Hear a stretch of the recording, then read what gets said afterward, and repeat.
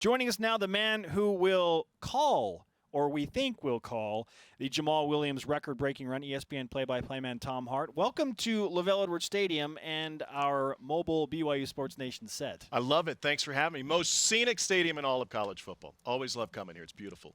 Okay. And I'm gonna go with this prediction. As soon as BYU comes to the line of scrimmage, first play tonight, I'm going to say if he runs it in from here, he'll have the record. every play. every play from then on out. I think that's fair.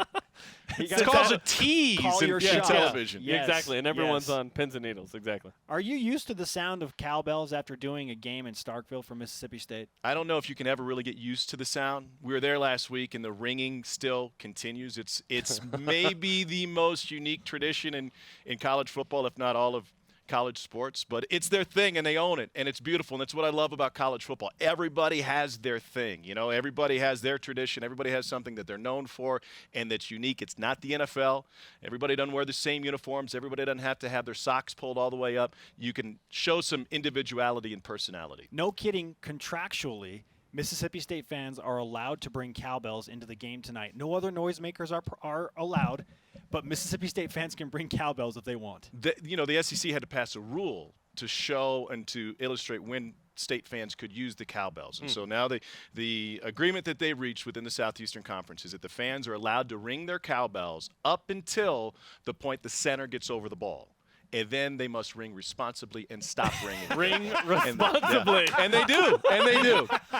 That's hilarious. I love this matchup because this is just the second game ever where BYU's had an SEC team come into Provo. A&M was in the Big 12 when they played them in the past. BYU's wearing the Royal uniforms. Friday Night Lights. Mississippi State struggling a little bit. BYU feeling good after the Michigan State game. The setup for this game is awesome. What do you think of the matchup? Yeah, I think it's a great matchup from BYU's perspective. This isn't the same Mississippi State team that we saw 2 years ago that rose to #1 in the country. They don't have Dak Prescott. We see the value of Dak Prescott now. When you see what he's doing with the Dallas Cowboys, he may be taking Tony Romo's job from him. He was such a great leader on the field, kind of like what Taysom is now with this BYU team, that the coaching staff put all of their chips into Dak's pockets and said, hey, just lead us. Be a great leader and get us into the right play, and he did it. But I love the matchup from BYU's perspective. I went back and I flipped through the record book as deep as I can go, and I know not a whole lot of SEC teams come here, and BYU doesn't play a whole lot of SEC teams, but never before in the history of BYU football have I found a circumstance where they've beaten a Big Ten team and an SEC team in the same season, let alone back-to-back weeks. So from a national perspective, to get that attention that I think this program deserves, that will go a long way. Hashtag independence on display for sure. ESPN play-by-play specialist Tom Hart with us. He will call the game tonight for the worldwide leader. BYU 3-3 coming off that crazy win 2 weeks ago that your buddy Adam Amin called, and then really manhandling Michigan State at their own game in East Lansing. Mississippi State down. They're not supposed to win this game. BYU's a 7.5-point favorite. Which seems really big to me, by the way. So even though Mississippi State's struggling. Let's talk about that expectation. Why or why not do you feel like that 7.5-point marker is fair for tonight's game? Last week against Auburn, Auburn lost their top running back in the second series of the game. And their second-string running back, Cameron Petway, carried the ball like 35 times for 170 yards and 3 touchdowns. Wasn't it like 30 in the first half or Yeah, something he crazy? was just a workhorse. And so what is BYU's strength? It's the running game. It's one of the best running backs in college football. So if a second-string running back was able to do that, and they were able to out-physical Mississippi State up front, well, then certainly BYU should have that same advantage in that regard later on tonight. So I think that's where it comes from, certainly being on the road, and this is a late game for Mississippi State. Dan Mullen had them practicing 2 hours later throughout the course of this week to try and get ready for a late start to this one. And on top of that, they had a short week to get ready. They're coming off a very physical game against a physical Auburn team, and they just got beat up and down on both sides of the ball. So I think that number's fair. Jamal Williams is going to probably break the record tonight. So we call some games, so we have an idea of what it's like for a play-by-play. Do you rehearse the line you want to say, or is it going to be ad-libbed when he breaks the record? Yeah, I don't rehearse anything. In fact, I think it has to be natural because I can't predict I've never been here for homecoming. I don't know that I've been here and called a game here where it's been sold out or close to it and under the lights. And, I think the atmosphere is going to be incredible tonight. So you just want to be able to capture what the environment is in the building. And if I wrote out 6 or 10 different lines today sitting in the hotel room, I don't think that would be fair to the environment or to the moment. Because there are some that do. I'm with you. I'm in the, hey, just feel that moment and express what you think. Sure. I mean, that. listen, Yeah. Jim Nantz is one of the best sports broadcasters of our time, maybe ever, and he's gotten to call more big events than anyone. And every Final Four and every national championship game, he has a line ready for the winner. The Miles Simon one for Arizona, the one last year with Villanova. He's got one every time, and it works for him. I'm not the kind of guy who could do that. Yeah, that's tough to do in them. I'm with both of you. You live it up in the moment. Yep, just wait for it to actually happen. We talked about this being a trap game for BYU, and it sets up that way. Classic trap scenario because they're coming off of an emotional high against Michigan State. And then 15th ranked Boise State is looming 6 days down the road, not to mention BYU's favored by 7.5 tonight. Do you buy into BYU giving into the trap game scenario? Spencer, an SEC team is coming to Provo for a agree. Friday night game for homecoming under the lights. They were #1 in the country 2 years ago. My definition of a trap game is somewhat an opponent that you would overlook or not take seriously enough because you're looking ahead or you're looking behind. You mean to tell me that this program is going to overlook an SEC opponent coming into their building? No way. No, I don't buy it. I mean, they may be favored to win, even though Mississippi State is a great athletic team, and they've got some kids that can get up and down the field on you. But no, I don't. I think the stakes are too large. Listen, and let's not also let's remember what's coming on Monday from the Big 12. And if you believe that the Big 12 is going to expand, and if you believe that BYU is a serious candidate for expansion, you only have to look as far as Gary Patterson in Fort Worth, Texas, to understand why winning on the field matters. Because I don't believe the Big 12 would have taken TCU if they were coming off of, say, a win in the Las Vegas Bowl. But instead, they took a TCU team that was coming off of a Rose Bowl win and the year before that a Fiesta Bowl appearance. Winning on the field matters when it comes to expansion.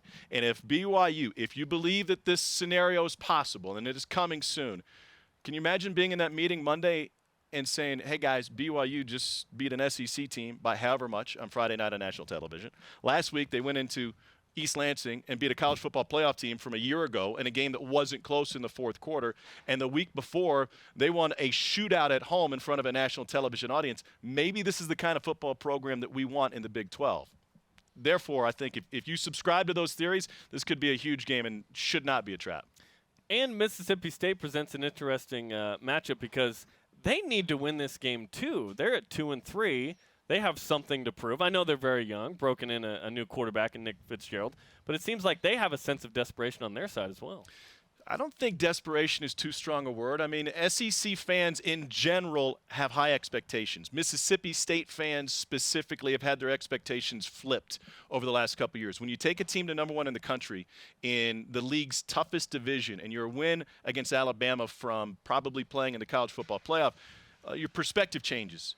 And you get a new fan base and you get new people on board that want to jump on the hype train. Now all of a sudden they expect to be at least in a bowl every year, if not contending for a West championship. That's just not reality. The history of the Mississippi State program suggests that that's not something that you can expect. But they need a win. They need to get a fly off their nose. They need to get a win. They need to finish with 6 if they want a chance to get back to a bowl. And it is a rebuilding year in Starkville. So I personally would not hold anything against Mississippi State if they don't find their way into a bowl, but their fans are going to be annoyed like a fly hovering around their forehead. We were at the BYU store on campus, and there was a fly on that set. Is it that same fly? I don't Did he know. find us Can we over here? kill that fly? Good Is there a fly grief. swatter? Jeez. Is there an extra cowbell lying around or something we can use? Just trap it in the cowbell. Yeah, let's ring it up, man. Jamal Williams is understandably getting some major national recognition. And we pointed out a headline today. In one poll, he's voted as the top running back in the nation through 7 games because of the level of competition that he has played. In your mind, I mean, you watch great running backs week in and week out. Where does Jamal Williams rank among the nation's elite running backs? Well, I think you can look at it a couple different ways. Let's make it relative to last year. At this point last year, Derrick Henry was on his way to a Heisman campaign, correct? Jamal Williams has outpaced Derrick Henry in terms of yardage, and they're even at touchdowns through the first 6 games of the season. I think he is easily one of the top 5 running backs in college football. I think a year and a half away from the game, from his injury to withdrawing from school, probably hurt him from it definitely hurt him from a recognition standpoint. But he brings so much energy to this team, and he's an elite running back. We were talking with Taysom Hill about it yesterday, and he's like, the guy's a stud. And I think that probably sums it up pretty well. To do it against the competition he has, I think will help people take notice. I wish there was better competition on the back end of the schedule for Jamal Williams, because the attention is coming now, and folks are really going to start to pay attention. But after Boise State, Cincinnati hasn't won a game in the American. UMass, there just aren't those recognizable names that people are going to say, hey, yeah, he had 200 yards against UMass. It just doesn't have the same ring to it. Really, he's got 2 opportunities to catch the nation's attention now in terms of like the major spotlight. This week against Mississippi State and next Thursday at Boise State, right? Yeah, absolutely. And there's no reason he can't. I mean, and that game at Boise State, with them being undefeated in a Thursday night game, I think it's an enormous opportunity for him. It starts here tonight, though. It starts tonight. You do it against an SEC team. People seem to notice those things. What matchups will you be watching in particular tonight in this game? I want to watch Fred Ross, Mississippi State's leading receiver, against BYU secondary. He's coming off of probably his worst game in his career at Mississippi State. He had about 4 drops. He was not very good in the special teams and in the punt return game. Fumbled a couple of those.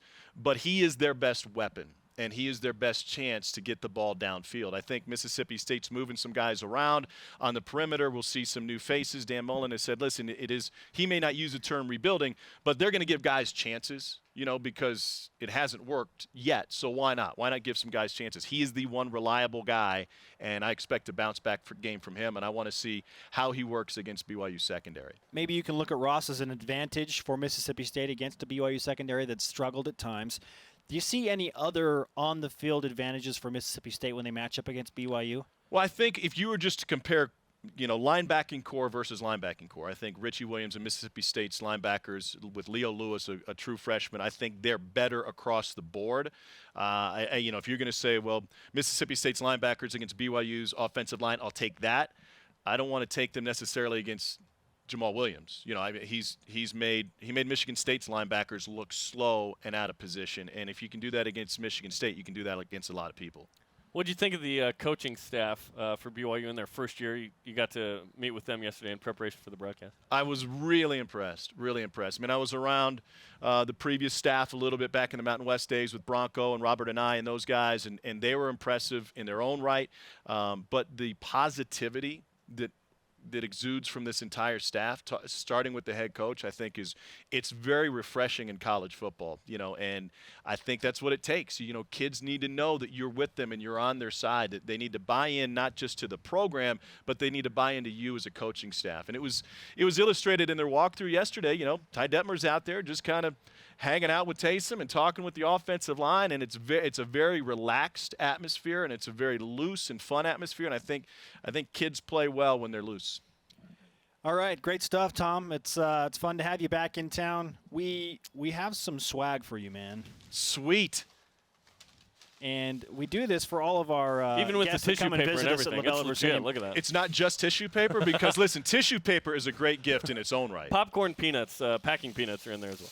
We want you to remember. I don't want people to see this because I don't want them to get jealous. We want you to remember the time you visited BYU Sports Nation and, wear it across your heart, man. I've already tweeted about it, so how could I ever forget? There you go. It's digitally stamped on your life now. It lives in social media. So the first play from scrimmage, unless BYU gets a pick and they're set up, in the red zone, the first play from scrimmage would be, if he takes it to the house here, he'll have the record. I can't wait tonight. That'll be awesome. Tom, awesome. Thanks for the time, man. Yeah, my pleasure, guys. Thanks for having me.